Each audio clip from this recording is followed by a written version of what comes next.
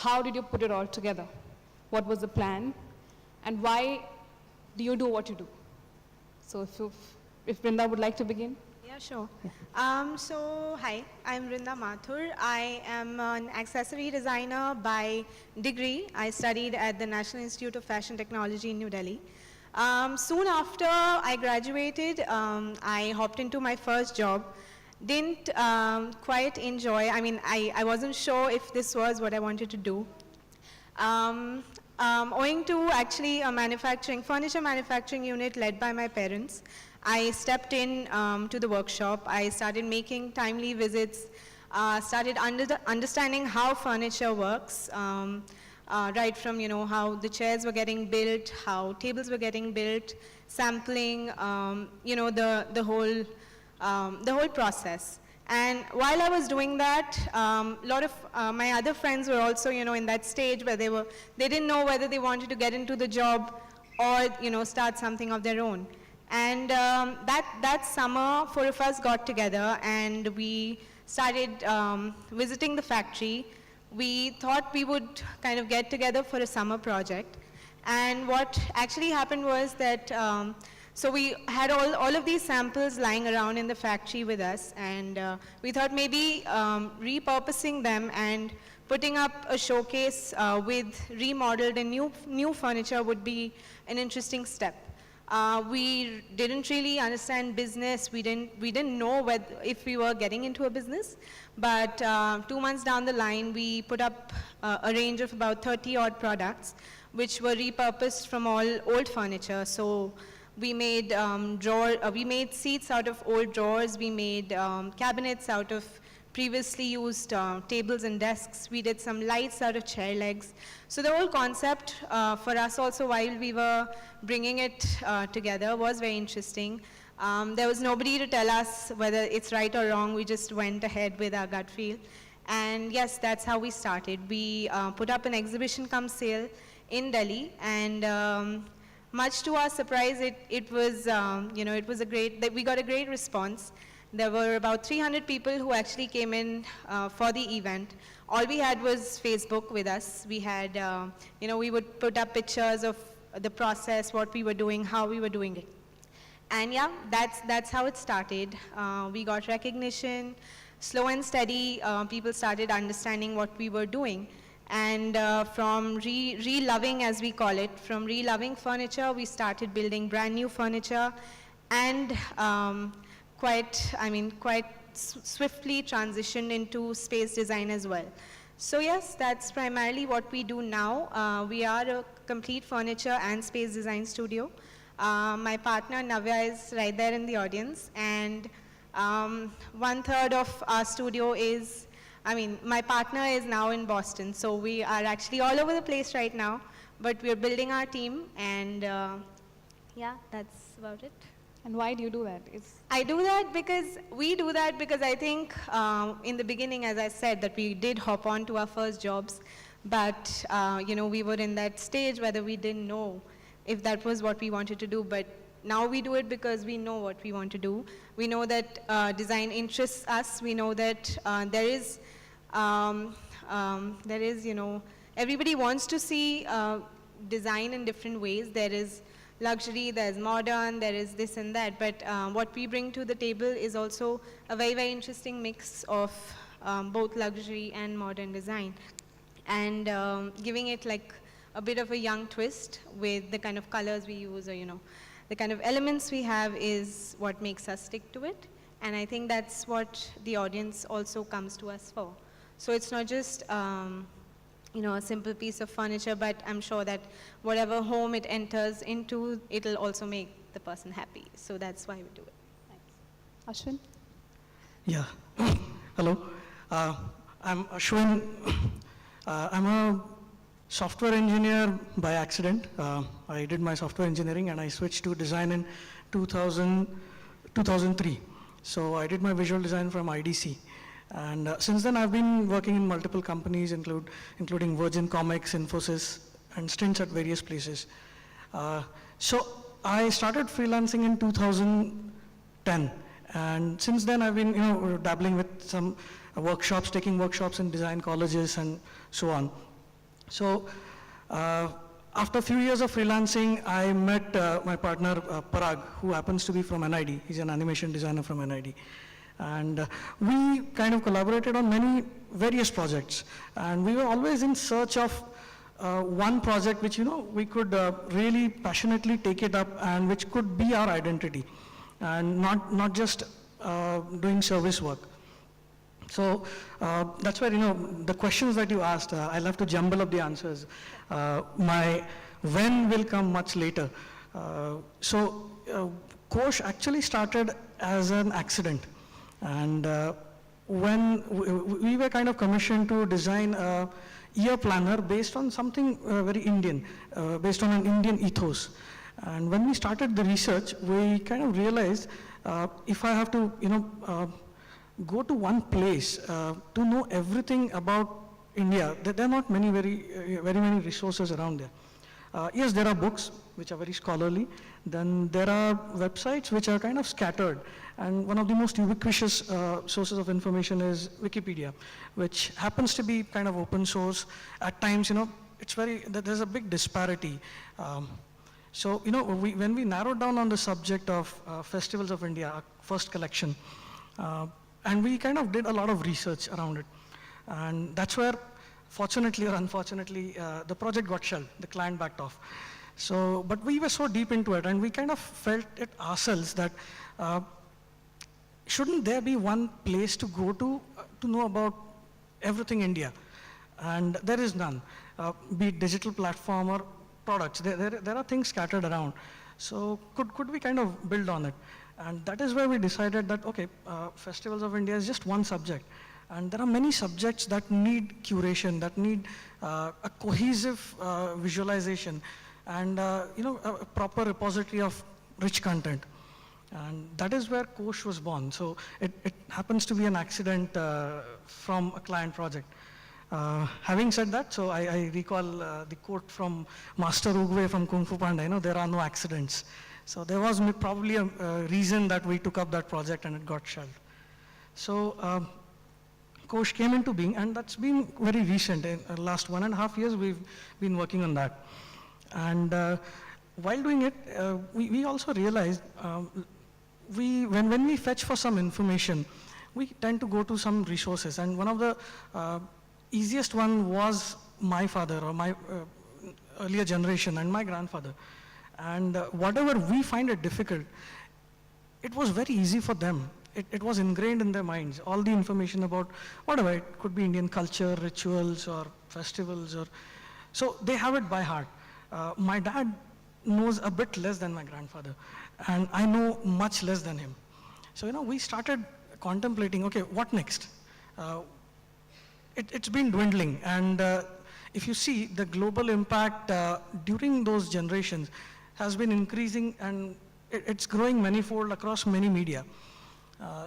So could we do something about it? Could we kind of marry technology? Could we use that as a strength and still make sure that the next generation or even our generation really enjoys that content without getting really scared or moving away from it, where can you access and really access that engaging information? So that was the premise, pretty much. That's how it started, and that's where it started. So the premise was to continue giving information which was very cohesive in visual language, which was very inspired from Indian forms, Indian aesthetics, Indian ethos, and which was, curated, which was very concise and curated, not really long. So that was the whole intent. Products came in much later. Products were like, this was the core intent, and which we wanted to take it to people. So you have to, obviously, you'll have to base on some products which will carry that information to all the audiences. And that's how it started. So here we are with, we started with 5 products, and we are soon going to be opening up many more things coming up. Excellent. So it's a young design studio for both of you. And the initial few years are extremely exciting. And I think more than exciting, it's very challenging, right?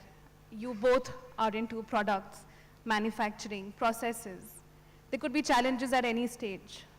even maintaining quality for that matter, and maintaining the newness for that matter, because a lot of inspiration online these days. What were the challenges that you faced, and how did you overcome them? Please go ahead, yeah. The challenges have ranged from, being accepted by an audience at such an early age, and also my size, if anybody has noticed. So whenever, in the beginning actually, because we got the platform of our own exhibition cum sale that we did, so we got that little bit of recognition. And when we started going to clients and pitching our work, then it wasn't that easy anymore. I mean, we had to prove our mettle. We had to show them that we can deliver what you aspire. So I wouldn't say that it was very easy, but it was a very intensive process for us again, as somebody who's absolutely new in the industry. So that overcoming that fear that, okay, no, maybe you are good, and maybe they do like what you're delivering. That's one thing that that was a learning for us. And again, like you said, that because we're in the manufacturing segment, so keeping the expectations of the client, maintaining your own expectations, when we start sketching and moving on to, maybe a 3D render and then the final product, there's a lot of changes that keep happening through the process. And maybe for one time the client expected something else in their head, and maybe what they finally see wasn't, up to the mark or whatever, as per their liking. So that's something we definitely struggled with for, it's been 2 years. So yes, I would say for the first 1 year and 1.5 years for sure. We did have our own, we did have flaws. Our work had a certain, there was a certain ladder we were climbing upwards for. So, and we ourselves weren't, we didn't know how to assess quality at that time. And but we started learning. We spent time more at the manufacturing unit. We overlook production on a regular basis. So it's not just that you have a designer who's made something on paper and then it just goes off and you get a packaged product. There is hard work, there is design, there is lot of challenges in that process, and whatever we deliver now is straight from the heart.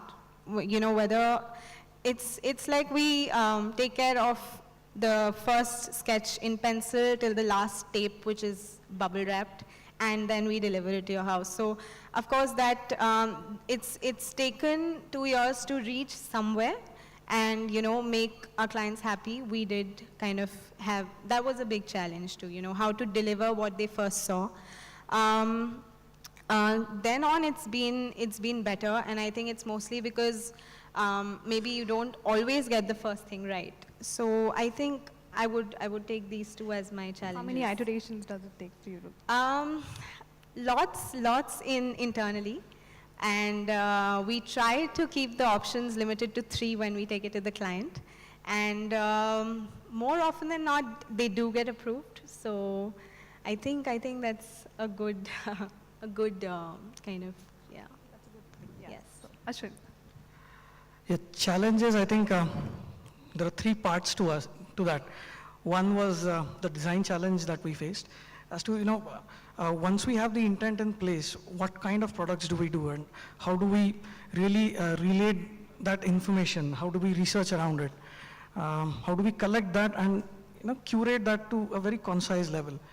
Thankfully, Ishan from my team, he's all things Indian, so he's been driving the research and the curation of the information.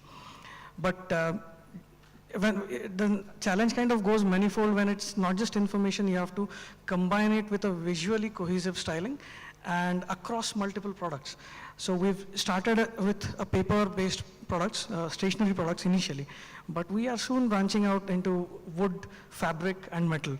So that kind of increases our challenge manifolds, not just one material, but not just one story, but many things going together. So that's more on the design front. And yes, scaling up is non-optional, I suppose. We are a small team, we are a 7-people team, but yeah, we're really going ahead with it. Second biggest challenge that I faced is, especially in Pune, is the production challenge. Getting the volumes and getting the quality right with vendors. Finding out vendors itself is a big challenge in itself. So we're slowly getting there. As you see, we are into the best young category, so we're all learning on that front. And production is one big challenge in terms of quality, in terms of volumes, everything. And third aspect, I think what Sudhir said is very good, is the business challenge. How do you reach out? How do you sell? That's something which, honestly, we are really naive and in a nascent stage ourselves. But yeah, we will learn. With good support from the design community, we'll learn and we'll get there. Awesome. But I think both of you didn't talk about the real challenges, which is like the ego clashes and the See, maybe because that doesn't disagreements. happen, so maybe. But you mean ego clashes internally or with the Yes, client? Or internally and with the client also, yes. Okay. But Internally, just before you yeah. answer, I think we don't have enough time. Just take this last question and we can move. Yeah. So please, yeah. Okay. So internally, like I was saying, not so much because we started this together and it's more a we thing than an I thing for us. Even though, when we started, it would be 3 people on a project, but now it's all 3 of us taking our projects independently, and we do have that trust in each other that we know you will handle it. Having said that, if at the end of the day I'm stuck, I know that I can, just go take it back to the table and, I'll reach somewhere with it. So internally, there very honestly, haven't been any ego clashes.